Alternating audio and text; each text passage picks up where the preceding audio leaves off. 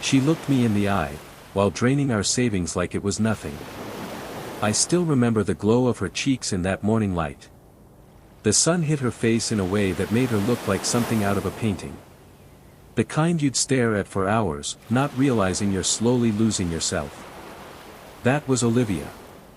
Soft-spoken, warm eyes, a face so gentle it made you forget the world could be cruel. I never thought I'd end up telling this story. Not publicly. Not like this. But if I don't get it out of me, it'll eat whatever's left. We'd been married 3 years when it started. Or rather, when I noticed it. At first, our life felt right. I'm 37, own a small but thriving software company, nothing big, just custom back-end systems for real estate and insurance firms. Olivia was 28, a freelance illustrator, mostly children's books, the whimsical kind, with big-eyed animals and watercolor forests. She worked from home, sometimes late into the night. We lived in a 2-story townhouse in Portland. Nothing fancy. Exposed brick walls, big windows, a little balcony where she liked to sit and draw with her tea. The first odd thing happened in January. She asked me to move our joint savings into a high-yield digital bank she'd found. Said her friend from art school used it, and they gave bonuses for referrals. Sounded harmless enough. I transferred it, not all, just most. I trusted her. I always trusted her. The next few months were normal. Almost too normal. Date nights, late breakfasts, her falling asleep on the couch next to me with a sketchbook on her lap. Once, I caught her staring at me when she thought I wasn't looking, that soft smile she did, like I was the best thing that had ever happened to her. I should have known then. That smile wasn't for me anymore. March was when the silences began. Subtle, quiet shifts in energy. I'd come home and find her phone face down, like it was sleeping. She used to leave it charging on the kitchen counter. Now, it followed her everywhere, bathroom, bedroom, even the balcony. Working on a big commission, she said once, when I caught her flinching as I walked in unexpectedly. Something about the way she said it made me cold. But I still didn't suspect her. Not fully. It wasn't until I tried logging into that new savings account in April that the real knot in my gut started forming. My credentials didn't work. I thought maybe I'd just forgotten the password. Requested a reset. The email never came. Hey Liv, you remember the bank we moved our savings to? Can you help me log in? She didn't look up from her sketchpad. Yeah, I think I changed the email on file. Just to keep it separate from all your work stuff. Separate? She smiled. You said you were getting slammed with spam. I thought it'd help. That night, when she was asleep, I tried again. Different emails. Password resets. Nothing. I started sweating, even though the room was cold. Our savings. Almost $94,000. Gone from my reach. I didn't sleep that night. I just sat on the floor of the living room, staring at the bank's login screen like it would somehow change if I stared long enough. The next morning, I made coffee. She walked in barefoot, robe loose around her. Kissed my cheek like nothing was wrong. How'd you sleep? She asked. And that's when it hit me, she knew. She knew exactly what she'd done. And she was still kissing me. I looked her in the eye. She looked back, calm, affectionate, like she hadn't just stolen everything. The first lie she told was small. Almost forgettable. She said she was going to meet a client, a children's author from Seattle, for lunch downtown. I remember because she wore that olive green coat she rarely touched. The one with the fur-trimmed collar she said made her look too young. That day, she wore red lipstick too. I watched her from the window as she got in the lift. I told myself I was being paranoid. But something inside me itched. I opened my laptop, dug through my email, and found the receipt for that high-yield account. There had to be something. Anything. The URL. The app name. Anything. Then I found it. A confirmation email from a bank I'd never heard of, Vault. Weird name. I clicked the link, and it opened a page in perfect English, but the contact info listed a Zurich address. Switzerland. My stomach turned. I copied the name and did a deep search, not Google. I used developer tools I usually reserve for fraud detection modules. Traced some DNS records. The bank was real. Private. Encrypted. Used mostly by clients who didn't want questions asked. Clients like criminals. Or people with something to hide. The account had been opened 3 months earlier. Joint account, initially. But it was changed in February to single holder, Olivia Calder. She'd removed my name. I just stared at the screen. The words blurred.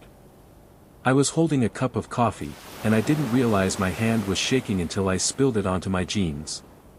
I didn't move. I didn't swear. I didn't cry. I just sat there. She came back around 3 p.m.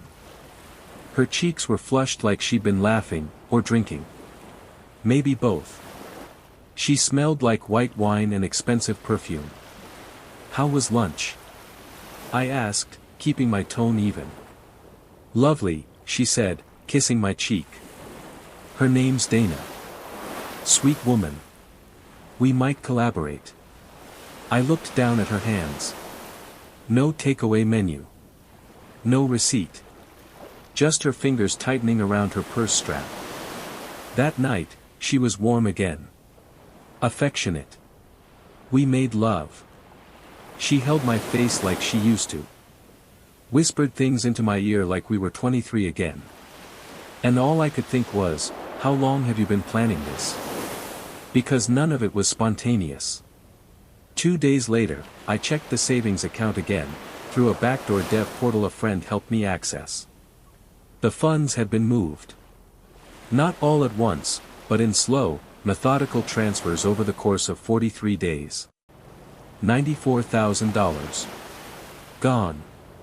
The last transaction. A payment to a private company registered in New Jersey. Name, Azure Vineyards Holdings LLC. I looked it up. Front for a luxury rental property. Coastal. Upscale. Exclusive. She wasn't saving. She was spending. She was living. And I was funding it. The realization was no longer cold, it was volcanic. I stood up and felt like I was going to black out. My breath caught in my throat. My chest actually hurt. I walked to the bathroom, splashed cold water on my face, and looked in the mirror. I didn't recognize the man staring back. And that's when I knew, this wasn't about betrayal anymore. It was war. The thing about betrayal is, it doesn't happen all at once. It unravels you thread by thread. I spent that night on the couch. Olivia asked why I didn't come to bed. I told her I had work to finish. She kissed the top of my head and whispered, "Don't burn yourself out, babe." I waited until I heard the soft click of our bedroom door. Then I opened her laptop. I didn't need her password. I knew her better than anyone. Her passwords were always built around the same 3 things: her grandmother's name, her favorite flower, and our anniversary. Second try. I was in. Most of her files were clean. Innocent. Sketches, invoices, tax records. But I didn't stop there. I opened her browser history. Her cache. The auto-filled login entries. And that's when the pieces began forming their ugly shape. She wasn't just hiding money. She was preparing to disappear. Travel searches, Lisbon, Dubrovnik, Palermo. A folder named June. Inside, screenshots of furnished apartments, short-term leases, one-way flights. She was planning to leave me in June. Quietly. Cleanly. Probably while I was on one of my work trips to San Diego. I opened her messages. There he was. A name I didn't recognize. Nathan S. Hundreds of messages. Late night timestamps. Inside jokes. Private references I didn't understand. But one photo broke me. A selfie. Olivia in the bathroom mirror, wearing my shirt, the navy one with the tiny embroidered fox she always said made me look younger. She wore it like a trophy, biting her lip for the camera. Nathan, God, you look so sexy in that. Wish I could pull it off you myself. Olivia, soon. Not much longer now. I stared at the screen until the battery icon turned red. Not much longer.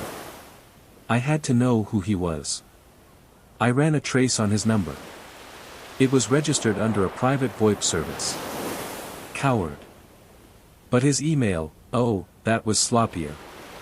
A domain tied to a small design agency in New Jersey. Azure Vineyards Holdings LLC. He wasn't just the side piece. He was the partner. And together, they were building a life, with my money. I called my lawyer the next morning. Told her everything. Don't confront her yet, Joanna said firmly. We need to catch her in a way that leaves no room for denial. Let her feel safe. Let her feel like you're asleep at the wheel. So I played along. I brought home Thai food. I rubbed her shoulders while she sketched. I even told her I was planning a trip to San Diego next week for client meetings. She kissed me with real tenderness that night. And all I could think was, how many other masks have I kissed without knowing? The next day, I set up the trap. With Joanna's help, I created a dummy email address under my company domain. I posed as a real estate investor from Boston looking to expand into vineyard property. I inquired about Azure Holdings. Booked a fake phone call. Got a reply from Nathan S. within 48 hours. His full name was Nathan Stewart, and he wasn't just Olivia's lover. He was her co-conspirator. They'd created a shell company under his name and used my capital to fund a rebranding retreat on a luxury estate in Mendocino. $7,500 a week. All inclusive. I had receipts. Contracts. Bank statements. All traced to the account Olivia stole from. My hands were shaking, but my mind was cold. I printed everything. Photos. Messages. Financials. I placed it all in a plain black binder, labeled it, for Olivia, and left it on her art desk. Then I packed a bag and left. Not for San Diego. For Mendocino. If I was right, she'd think I was gone for 4 days. That's how long I told her I'd be away. But I had another plan. I wanted to see them. Together. In person. I didn't want to hear excuses. I didn't want lies. I wanted to witness it. And as I drove along the foggy coastline with the Pacific crashing beside me, I realized something that chilled me deeper than anything I'd seen so far. This wasn't about catching her anymore. It was about letting go. I arrived in Mendocino just before dusk, the sky painted in orange and violet bruises. The estate was even more extravagant than the photos, modern glass structures planted among the vineyard hills, with infinity pools reflecting the ocean. It was the kind of place you only saw in movies or the Instagram feeds of people who never worked a real day in their lives. I parked across the road, behind a line of coastal shrubs, engine off. I waited. At 6:42 p.m. I saw her. She stepped out onto the villa's balcony in a white linen dress I'd never seen before. Wind curled her hair around her collarbones. In her hand was a wine glass, in her expression, peace. The kind of peace you don't fake. The kind of peace that cost me $94,000. Then he stepped out behind her. Nathan. Taller than me. Clean cut. Khaki confidence. He wrapped his arms around her waist and kissed her neck like he'd done it 1,000 times before. She leaned into him. No tension. No shame. No hesitation. That was the moment I stopped hoping this was a misunderstanding. I didn't cry. I didn't punch the steering wheel. I just watched. It's strange what betrayal does to time. Minutes stretched like hours as I sat there watching the woman I'd once promised forever to, laughing, drinking, slow dancing barefoot under fairy lights strung between fig trees. They were already living the life. Already spending the money. Already free of me. Except they weren't. Not legally. I stayed in a roadside motel that night. Slept maybe 2 hours.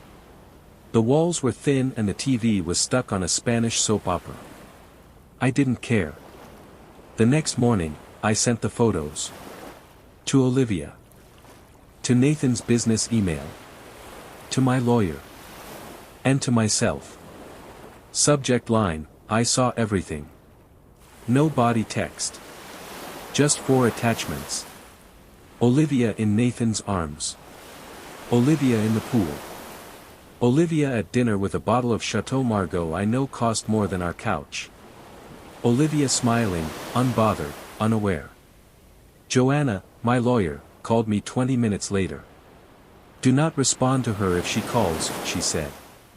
We're filing for fraud, breach of fiduciary duty, and marital misrepresentation. You gave her access to joint assets under trust. She exploited that for undisclosed personal gain. I nodded even though she couldn't see me. My throat was raw. She could face charges, Joanna added quietly. Maybe not prison, but fines, garnished accounts, maybe asset seizure. That night, Olivia called me 12 times. I didn't pick up. The voicemail started calm. Hey babe, I just saw the email. I think we need to talk. I can explain. Then came the tears. Please, Mike. You don't understand what I've been going through. It's not what it looks like. Then anger. So this is what you're doing now. Spying. Threatening me like some psycho. You think you're going to take everything. And finally, desperation. Please don't ruin me, Mike. Please. Don't do this. We were supposed to be something better. I got lost, I know. But I loved you once. Doesn't that count for anything? I didn't answer. Because the truth is, I did love her. I loved her so much I let her blindfold me with her sweetness and walk me straight off a cliff. But love isn't a currency you get to keep spending after you've stolen someone's life. I returned to Portland the next day. Her stuff was gone. Every sketchbook. Every pair of shoes. The basil plant she kept in the kitchen. But the black binder I'd left on her desk was still there, open, pages torn out. Like she tried to destroy the evidence, but couldn't bring herself to finish. The apartment was quiet. Clean. Empty. I sat on the couch, and for the first time in weeks, I breathed without shivering. Then I got up. Took my ring off. Dropped it in the kitchen sink. And finally, I called my bank. Hi, I'd like to open a new account, I said. And this time, it's just me. There's a silence that comes after betrayal, not peaceful, not quiet, but hollow. Like standing in a house that still smells like someone you loved, even after they've burned it to the ground. The Monday after Olivia left, I met Joanna in person. She slid a thick folder across the table. We filed this morning. Divorce with civil fraud attached. The judge granted a temporary freeze on the assets under both names. I flipped through the paperwork. There, in black ink, was everything. The Vostra Vault account. The transfers to Azure Vineyards Holdings LLC. The withdrawal logs with her IP address. Screenshots of messages. Her name. Her promises. Her plan. My life, reduced to evidence. She's already hired representation, Joanna said. Big firm. Expensive. Nathan's probably footing the bill. Let him, I muttered. We paused. She watched me carefully. You're holding up better than I expected. I shrugged. I haven't started breaking yet.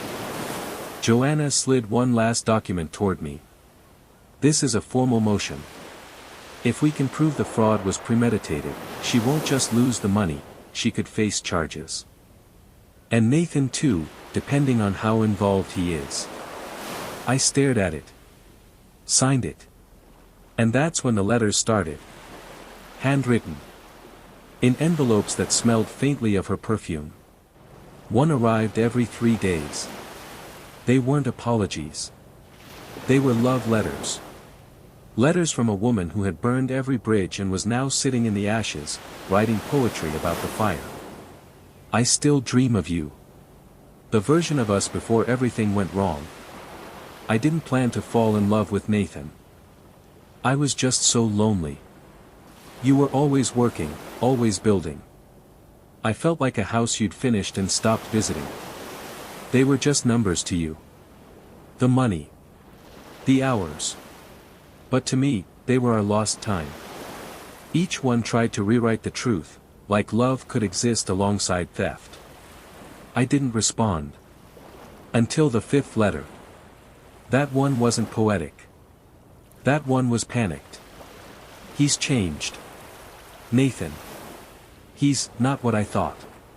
Controlling. Cold. He watches everything I do. I thought we were equals, but I think I was just convenient. I made a mistake, Mike. A huge one. I'm scared. Please. Can we talk? She left a number. Not her old one. A burner. I sat with that letter for 3 hours. Then I called Joanna. She wants to talk, I said. You want my legal advice? No. I want your human one. Joanna was quiet a moment. She's not reaching out because she regrets it. She's reaching out because the fantasy fell apart. So what do I do? You meet her, she said. Public place. Record everything. Let her talk. The next day, I texted Olivia. Starbucks. 3rd and Pine. Tomorrow. Noon. That's your chance. She replied within 5 minutes. Thank you. I didn't reply. When she walked in the next day, I barely recognized her. She'd lost weight. Or maybe just color. Her skin looked thinner, almost translucent. Her eyes, once full of defiance, were rimmed red like she hadn't slept. She smiled, fragile. Sat down across from me like we were just 2 exes catching up over coffee. I tapped my phone once. Recording began. I'm not here to fight, she whispered. Good, I said. Because there's nothing left to fight for. She nodded, tears building. He's not who I thought. I thought we were building something real. But the moment the money stopped flowing, he became someone else. I didn't respond. He checks my messages. My location. I can't even go outside without him asking questions. I sipped my coffee. Should have invested in freedom instead of wine cellars. She winced. I know. I deserve that. But I'm telling you now because I don't have anyone else. She leaned forward. Her voice dropped. I think he's planning to disappear. With what's left. I finally looked her in the eye. And you want me to do what? She swallowed hard. Help me. Turn it around on him. Take back what's ours. Ours? I echoed, my voice suddenly sharp. There is no ours. You made sure of that. She reached into her bag. Pulled out a flash drive. Everything's on here. His passwords. His accounts. The real paper trail. I took it. Slowly. And said nothing. Because sometimes silence is the most merciful answer you can give a drowning liar. I didn't plug in the flash drive until 2 days later. Not because I didn't believe her, but because I didn't care if it was real. I wasn't looking for justice anymore. I was trying to learn how to live with my own silence. The kind that settles deep into your bones when you've been loved and robbed by the same pair of hands. But when I finally did open it, it felt like staring into a loaded weapon. Dozens of PDFs, spreadsheets, encrypted chat logs, wire transfer records, foreign shell companies, bank accounts in Belize, Malta, Luxembourg. Nathan wasn't just a con man, he was a machine. And Olivia? She had everything. Everything needed to burn him to the ground. I called Joanna. She came over within the hour, still in her gym clothes. I watched her expression shift from curiosity to disbelief to that subtle, cold smile lawyers get when they know the other side is already dead. Holy hell, she said, clicking through. Is this enough? I asked.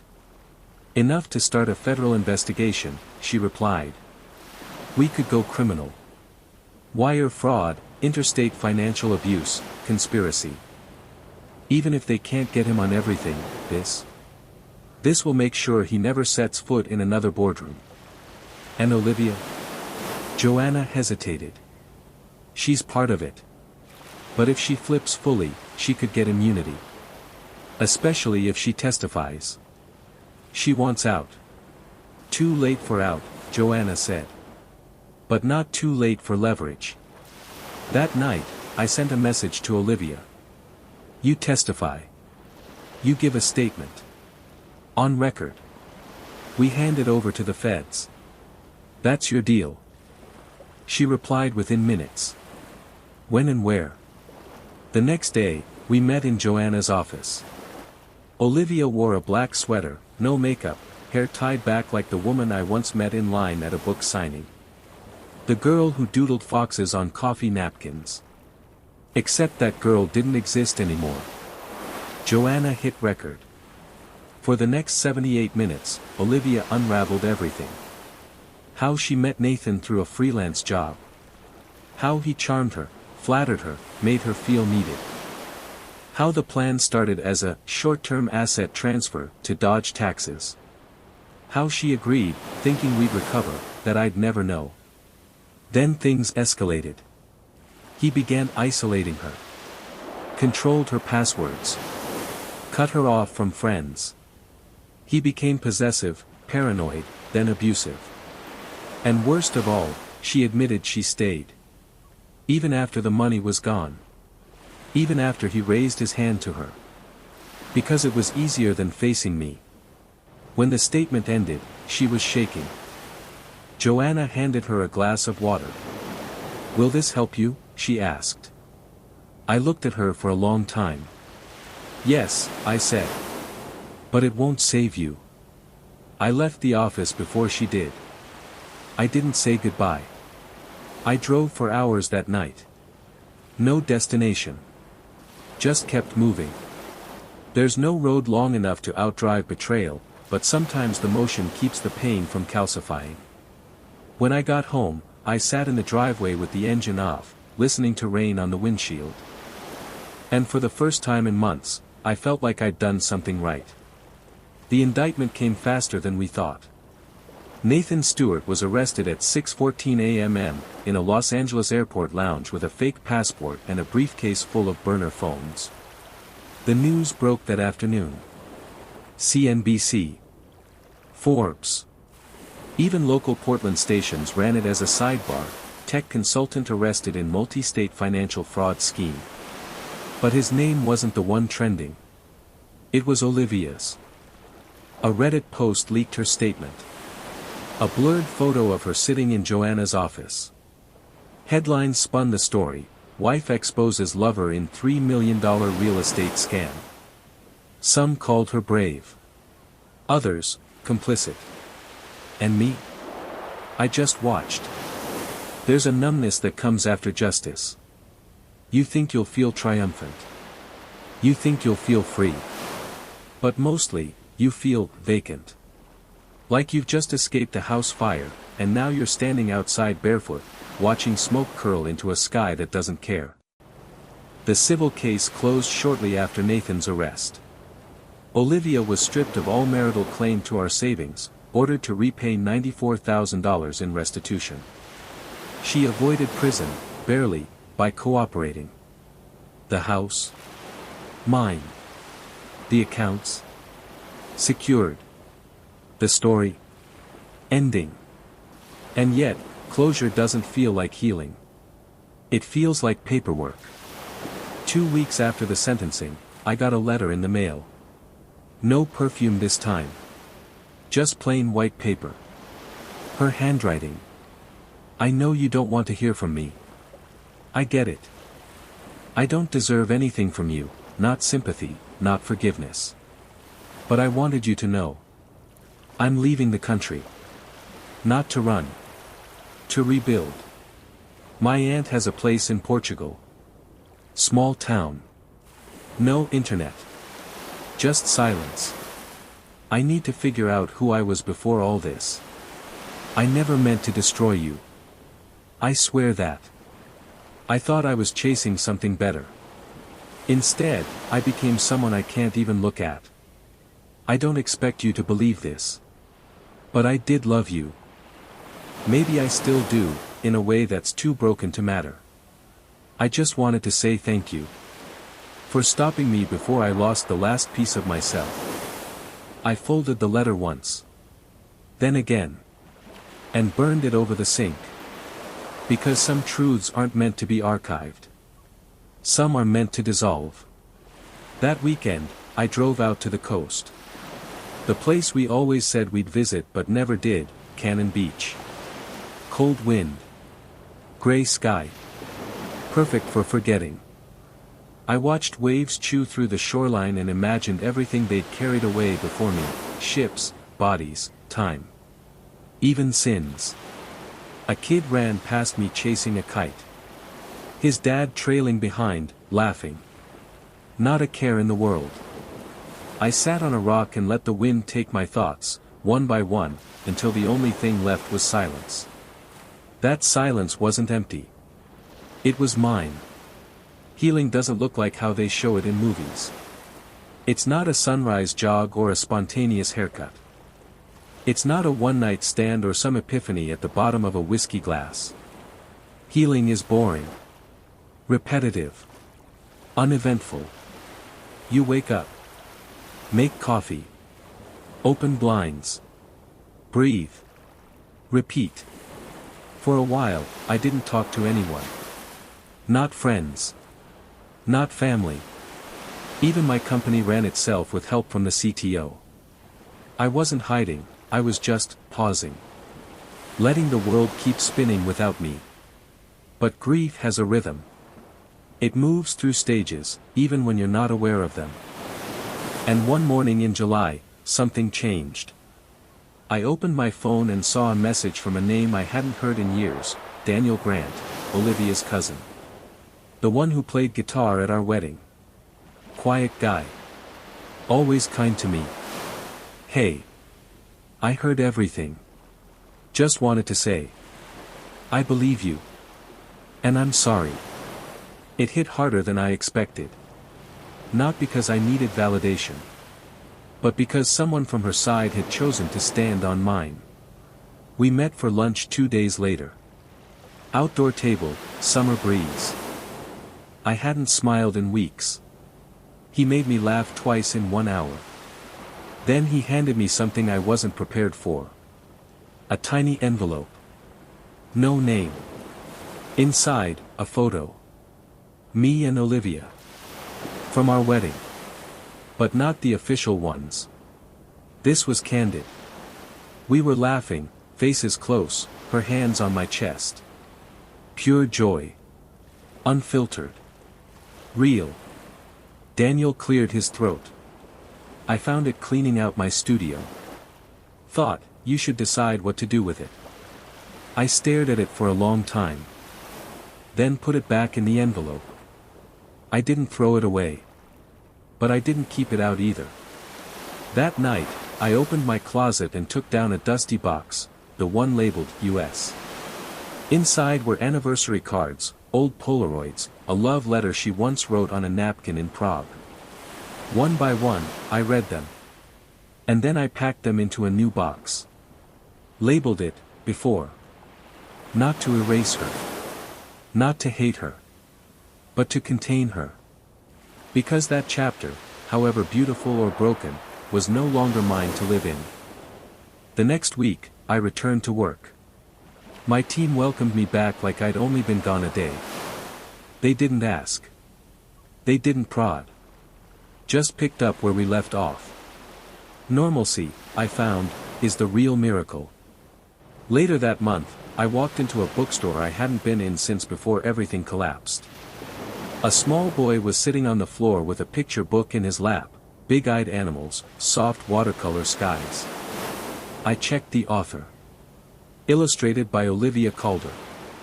I didn't flinch. I didn't leave. I stood there, watching the boy trace the fox on the page with his finger. She may have taken years from me. But not everything she touched was poison. Some things, somehow, still held light. A year later, to the week, I got the postcard. No return address. Just a stamp from Portugal and handwriting I'd memorized in another life. There's a chapel here on the hill. No one goes. I sit in the back and draw the cracks in the walls. Sometimes they look like rivers. Sometimes like veins. I'm still learning the difference. No name. No apology. No plea. Just that. I read it once. Then again. And set it under the leg of the wobbly table in my kitchen. A small irony she might have appreciated. Might have hated. That afternoon, I walked to the lake near my office. There's a bench at the far end, away from the joggers, where the cattails sway in rhythm with the wind. I sat there for hours, just watching. A woman sat next to me around sunset. Brown curls, thick sweater, a book tucked under her arm. She didn't speak. But she didn't leave either. We watched the water turn gold, then gray. After a while, she stood up and turned to me. "Pretty evening," she said. I nodded. "Yeah. Best one in a long time." She smiled. "A quiet one. The kind that asks nothing from you." Then she walked away. I never even got her name. And yet, I felt lighter. Not because she replaced anything. Not because she promised to fix me.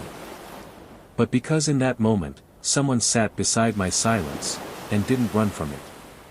I still get the dreams sometimes. Not nightmares. Just flashes. A white dress in morning light.